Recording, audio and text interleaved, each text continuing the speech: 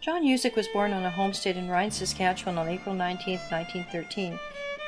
His life was typical of that of a little boy raised by Ukrainian parents on the prairies until he reached high school. It was then that the entertainer came alive and Johnny Yuzyk came onto his own as a performer. After high school, John studied singing in Regina, Saskatchewan and achieved 2 music degrees from the London College of Music. As a tenor robusto, he could sing a wide range of music from opera to the popular music of the day. It was at this time that he produced and hosted his own CBC radio show in Regina, where he and other Ukrainian musicians played live on the air.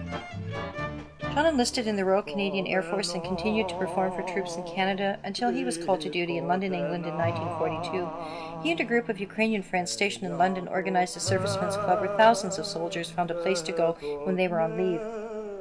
Once John came home from the war, he became involved in bringing Ukrainian families from the Ukraine to Canada. He was the only Ukrainian chosen by what is today's Ukrainian Congress on a multicultural delegation from across Canada who met with Prime Minister Mackenzie King to ask the government to change immigration laws to let more people of European descent come to Canada to live. John traveled across Canada opening Ukrainian Legion branches in major cities like Toronto, Montreal, Edmonton, and Winnipeg to help Ukrainian Canadian soldiers returning home.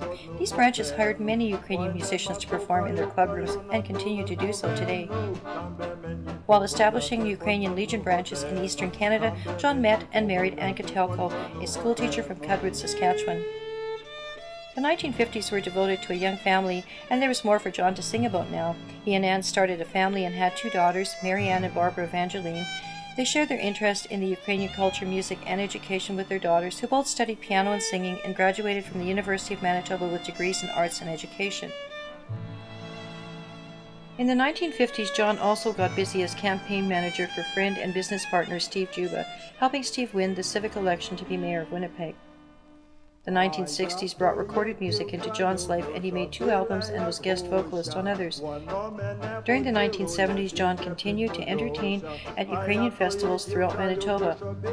One of his favorites was the National Festival in Dauphin, where he produced one of his many Ukrainian music song sheets that thousands enjoyed for years. In the late 1970s, John participated in the Book Warehouse on CKND Channel 12 that showcased so many fine Ukrainian artists. As the years progressed, he performed solo or with such fine Ukrainian artists as Peter Piklik and his Rhythm Aces. He sang at so many Ukrainian celebrations, he became known as the Ukrainian Mitch Miller. It wasn't unusual to see a story or 2 about him in the newspapers as well. In the 1970s, John was blessed with 2 grandchildren, Samantha and Jonathan, who both followed in their grandfather's creative footsteps. Both living in Vancouver, Samantha is a clothing designer working in the movie industry, and John, a goalie for the national field hockey team, is a student at the Emily Carr School of Fine Art. In the 1980s, John was very busy singing and performing, but vocal surgery brought this singing to an end. He became more involved with the youth and culture and social committees of the Ukrainian Legion Branch 141, hiring dancers from the Rusalka dance troupe to instruct the children enrolled at the Legion Dance School.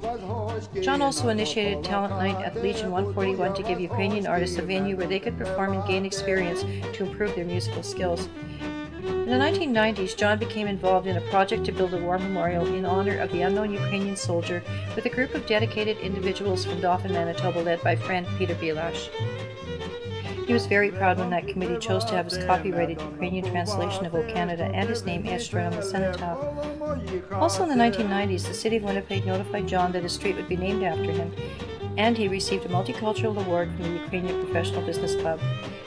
As the century changed, John, now in his 80s, continued to hear his music played on ethnic radio stations across the country. In 2003, John received recognition for his promotion of Ukrainian music from the Ukrainian Musicians Association in the form of a Golden Achievement Award. That spring, he received the Commemorative Medal for the Golden Jubilee of Her Majesty Queen Elizabeth II from the Government of Manitoba for his long commitment to the community. John was also honored with a 90th birthday party by his friends at the Ukrainian Legion Branch 141, a place he had shared many songs and good times for over 50 years. In the fall of 2003, John published a Ukrainian language handbook he had written in the 1970s with a vision that his beloved Ukraine would someday be free for all to visit. And he was right. He happily signed copies of his book while recuperating in the hospital. And then in the early morning of October 21st, after successful surgery, John slipped away quietly in his sleep at almost 91 years of age. A man who had devoted most of his life and energy to the promotion and preservation of the Ukrainian culture and to his precious family was gone. Gone but not forgotten, his music and many accomplishments will be remembered.